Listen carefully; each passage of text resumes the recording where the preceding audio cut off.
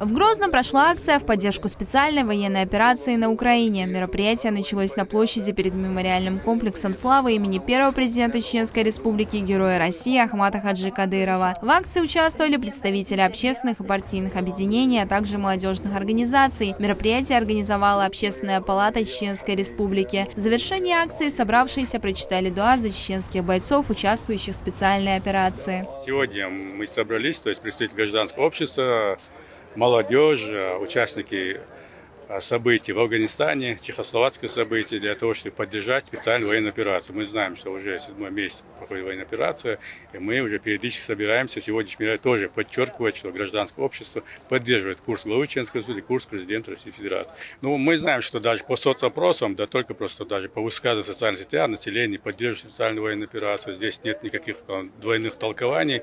Действительно, мы все понимаем, что это нужно.